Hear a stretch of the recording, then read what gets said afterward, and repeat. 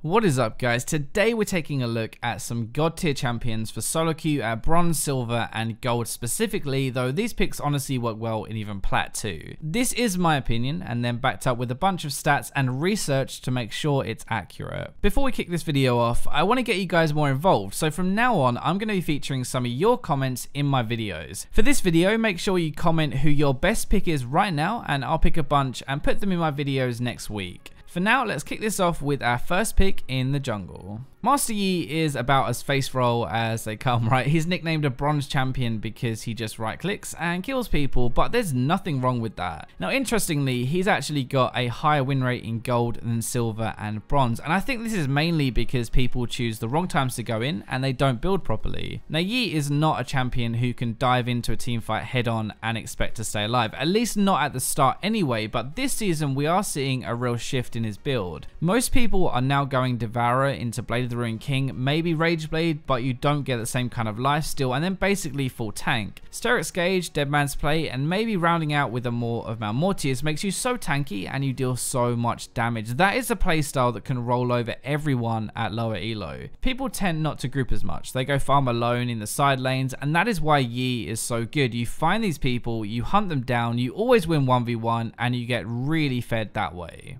Next up is Volibear, probably not as expected as Yi, right, but still really good. Volley has a really good win rate, like top 10 in bronze, silver and gold, but again, he's very simple, very effective, like it's really hard to mess up on him. We're really abusing kind of four main things here in his kit. He's simple, he does a lot of damage, he has the passive heal, and he's very tanky. People get baited by that heal so often. They don't expect the damage from your W, and just in general, like people have a hard time kiting and dealing with big tanks. Volley is the perfect mix in the middle. He has all the great things that come with being a tank, like it doesn't matter as much if you get caught, you can engage, you can deal with carries, but he also has the stuff that you need to actually win, like that damage. Now let's move on to the mid lane. I know I talk about Ahri quite a lot, but it's for different reasons at lower ranks. There are two big reasons we're picking her though, her mobility with her ultimate and her lane phase. Her lane is really strong, it's one of the most simple lanes you can play. You push and farm with your Q, like wave clear is really good, you have poke with it too, and her ultimate makes killing people pretty straightforward. Now that's also good because it's easier to play from ahead when you win your lane. The second thing, in general in League anyway as a game, you learn a lot from dying, from your mistakes. You realize that doesn't work, that was dumb, and you try not to do it again. With Ahri, you can learn without dying, or at least you aren't punished as hard for messing up. You make a mistake and you can just ult away. It's like having an even better flash every 90 seconds. That kind of mobility is really good for players who make mistakes, and everyone makes mistakes. She is one of the most forgiving picks, and for that reason, she is great for low elo.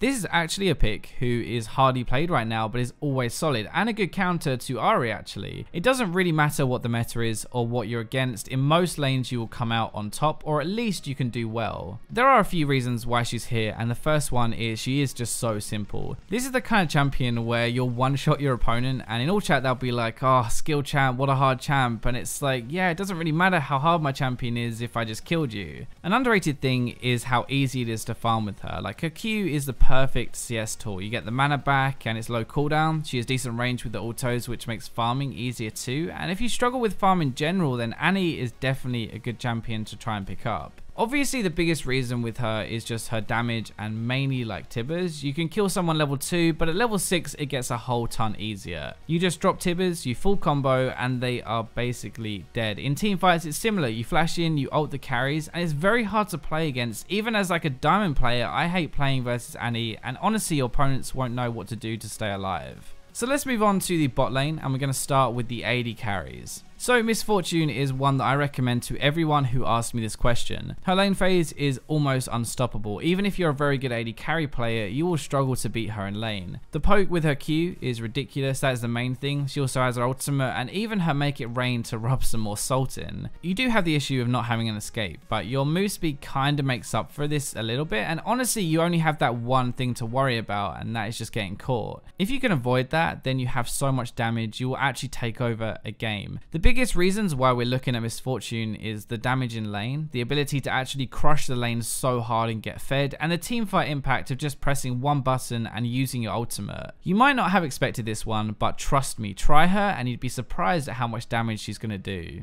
I'm going to take a little bit of a risk with this next one, and let's look at Twitch. He does have a pretty decent win rate anyway, so it's not just completely my opinion, but I think that Twitch is the perfect champion to carry at lower ranks. It's actually kind of the same deal as Master Yi. People split off, they farm side lanes, they walk alone, and this is exactly what Twitch wants. He'll catch someone alone and then basically one-shot them. Your lane phase isn't great, but it's not terrible, and at lower elo you won't be punished as hard anyway, but you really kick it into gear at level 6. You can stealth into other lanes, you can stealth into your lane, and people don't react fast enough or realize what's going on until it's way too late. If you're going to play this playstyle, Duskblade is actually good on you too. When combined with Ghostblade and your ultimate, you can kill people insanely fast and really turn him into like an AD carry assassin. This playstyle is the reason I recommend him here. You find people alone, you kill them, you get fed, and in team fights you stay safe at the back, get increased range from your ultimate, and just roll over people. So let's take this to the top lane for now, and I have some interesting picks for here. Wukong is probably one of the most underrated champions in the whole game at the moment, or for like the last few months at least. He packs a serious amount of damage, crowd control, and even gets kind of tanky with his passive as well. Nobody really expects his damage, and even if they do, they don't know how to stop it. Well, like actually it's really hard to stop it. His trading is really easy. You can dash in, you can auto and Q, and it does a lot, which scares a lot of worse players into not trading back. You have your clone, which easily fools people, and when you get to 6 you really step it up a notch. It's good for the lane phase, it does a lot of damage, but it's really good for running around the map with. This is another pick where you can take over the game by yourself by being proactive. You run mid lane and gank them, you run bot lane even maybe. I know we're kind of in a TP meta and TP is really good, TP is safe, but I actually like Ignite on Wukong. I go so ham, I kill everyone, and you do so much damage. He's just great all around, strong in lane, tons of damage, gets tanky, and an amazing team fight.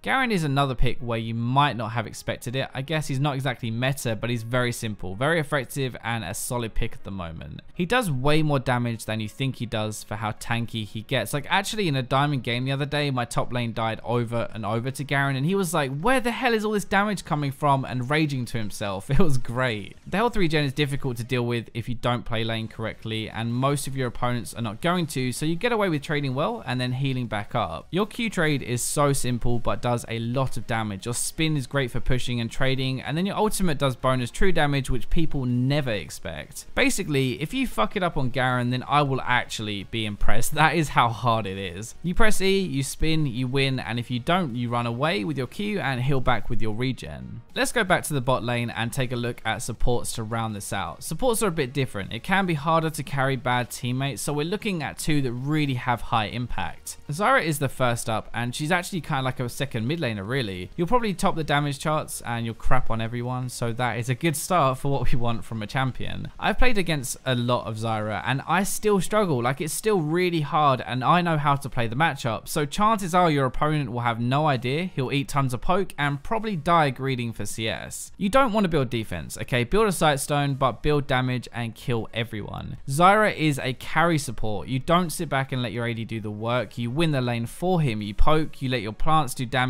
and you win that way. Your ultimate is a great tool for team fights or just kind of turning around ganks. Like it does way more damage than people think, especially when you're building AP, and that is actually another thing. People know your support, right? So they just don't expect you to do much damage, and in reality you're building almost like a mid laner. Last up, to round this whole thing out, we're going to look at Soraka. So I just said that it's hard to carry as a support, right? So you need to do more work. And with Zyra, we were killing them, but with Soraka, we're keeping our team alive. The way you beat Soraka is to focus her or burst her so hard that she can't heal it, which is very difficult, by the way. Grievous Wounds, the debuff, that the healing debuff, only reduces self-healing now, not from other sources, so you can't stop the healing from Soraka. In lane, it gives your AD carry basically free farm, and eventually the opponents will run out of health and they're going to have to base. Team fights are definitely the biggest thing. If you stay at the back, you don't get caught, then you just spam your heal, and 9 times out of 10 you'll win because they can't kill who you're healing. It may not be the pure carry style as a support where you set up fights or kill everyone, but trust me, you will carry them even if your team doesn't realize it.